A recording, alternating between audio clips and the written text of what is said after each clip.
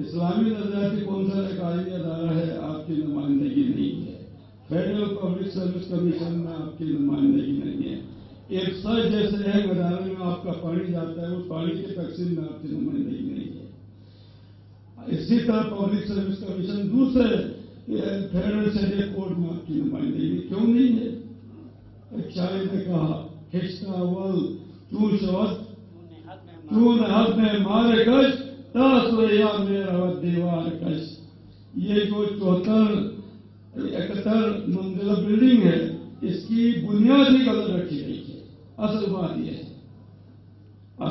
یہ ہے، قاسم نسیم کی میں کتاب بھی پڑھ رہا تھا، ان کو میں ان کی باتوں کے ساتھ شیئر کرتے ہوئے کہوں گا کہ جس سردار ابراہیم کی انہوں نے دوسرے لوگوں کی وساطت سے یہاں بات کی، سردار ابراہیم پر میں نے ایک جلسے میں تنقید کیا تھا، کشمیر سے بڑا تھا، سیمینار ٹائپ کا تھا لیکن جلسہ تھا۔ وہاں میں نے کہا سردار صاحب آپ نے کس حیثیت میں 1949 میں معاہدہ کراچی پر دستخط کیا؟ تو سردار صاحب نے 3 قسمیں کھائی جوابی تقریر میں، کہا خدا کی قسم، رسول کی قسم، پنجتن کی قسم، میرا دستخط جاری ہے۔ تو قاسم نسیم صاحب جب آئندہ کتاب لکھیں گے تو یہ ضرور لکھیں۔ تو کہا میرا دستخط جاری ہے۔ اب آئیے کراچی کا معاہدہ کیا ہے؟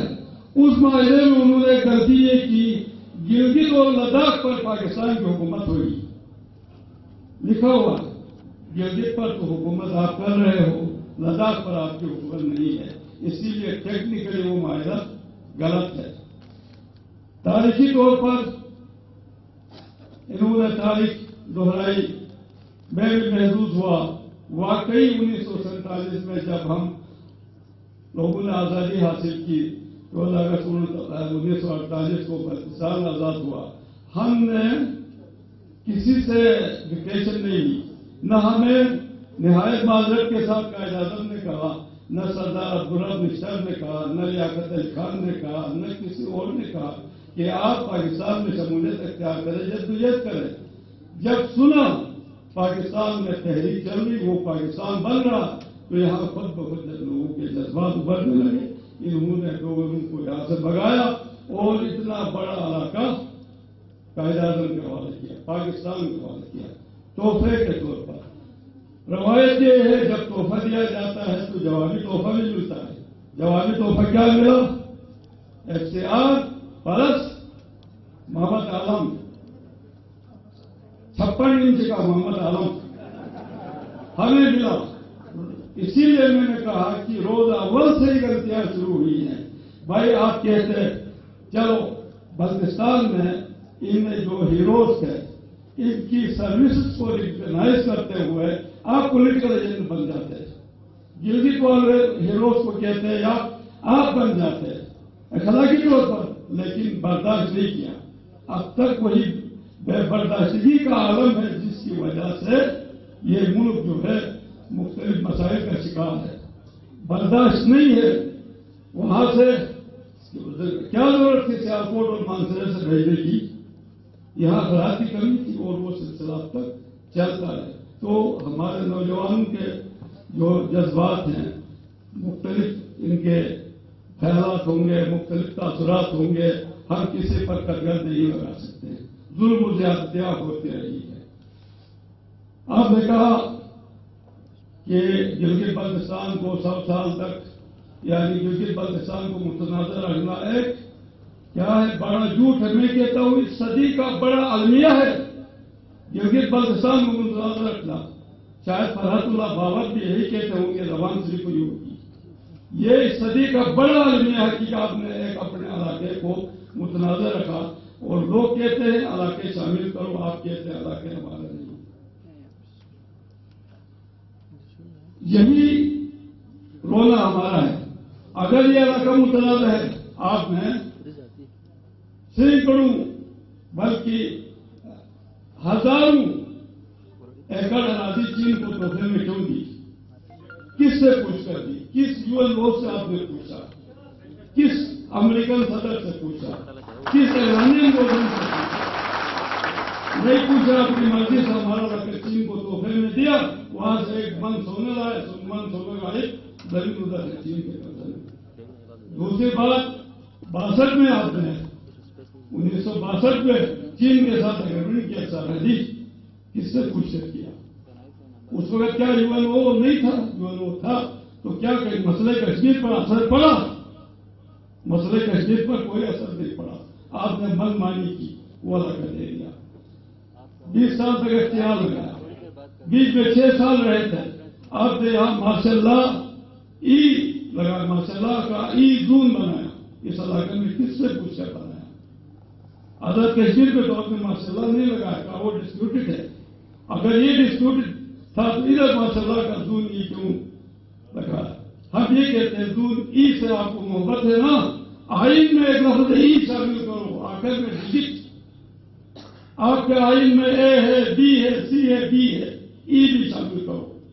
ماشاء اللہ لگاتے وقت ای یاد آتا ہے، حقوق دیتے وقت بھی ای شامل کرو۔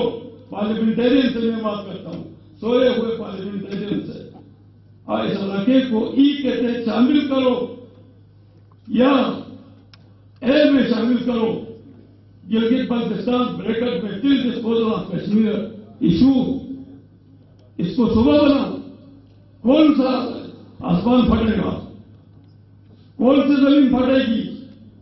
ہندوستان میں 1949 میں ان کا آئین بنا، 51 میں ان کو باقاعدہ صوبائی حقوق دیے۔ یہ مفتی سعید مرکزی حکومت میں نمائندگی دی، یہاں اس کی بیٹی ابھی وزیر اعلیٰ کی پرسوں استعفیٰ دیا تو گورنر راج آفس ہے۔ اس کا مطلب یہ ہے مقبوضہ کشمیر میں گورنر بھی ہے، وزیر اعلیٰ بھی ہے اور مرکز میں نمائندگی بھی ہے۔ پھر آئیے راجیہ سبھا سینٹ میں 28 ریاستوں میں سے، انڈیا کی 28 ریاستوں میں سے مقبوضہ کشمیر کی جو سیٹیں ہیں نا وہ 10 ریاستوں سے زیادہ ہے۔ میں نے انڈین آئین پڑھا ہے، میں ایسے ہوائی بات نہیں کر رہا ہوں۔ آئین کے اندر 10 ریاستیں انڈیا کی اصلی ریاستیں، ان کی سیٹیں مقبوضہ کشمیر کی سیٹوں سے کم ہیں، تو آسمان نہیں پڑا۔ آئین میں ترمیم کی انہوں نے، آسمان نہیں پڑا۔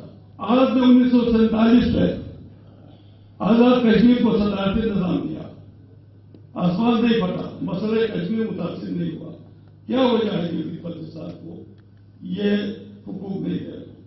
بات ایک ہی ہے، میرے کسی دوست نے بات کی، پہلے آپ کے بوڑھے بیوروکریٹ آتے تھے جن کا ایک پیر قبر میں ہوتا تھا، ایک جوان زمین تھا، آپ ان کو بھیجتے تھے، ابھی دودھ پیتے بچوں کو بھیج رہے ہو، تمہارا مفاد سی۔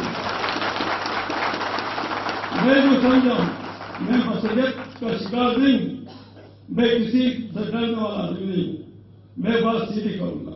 پاکستان کی بیوروکریسی کا مفاد شامل ہے اس علاقے میں، ان کا انٹرسٹ متاثر ہوتا ہے ہمیں حقوق دینے والے میں کوئی تنازع نہیں ہے۔ کیا تنازع ہے؟ میں نے بھی پڑھا ہے، قاسم نسیم، وہ UNO کی ساری ریزولوشن میرے پاس ہے، کہیں گلگت بلتستان کا ذکر نہیں ہے، آپ نے سچ بولا ہے، کہیں نہیں ہے، تو کیوں آپ نے متاثر رکھا ہے؟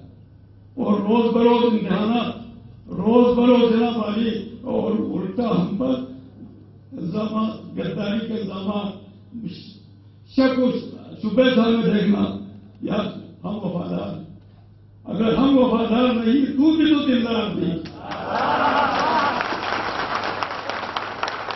تو باتیں بہت ہیں، باتیں کرنے کی بہت ہے، جون کی یہ 71 سالہ ایک تاریخ ہے۔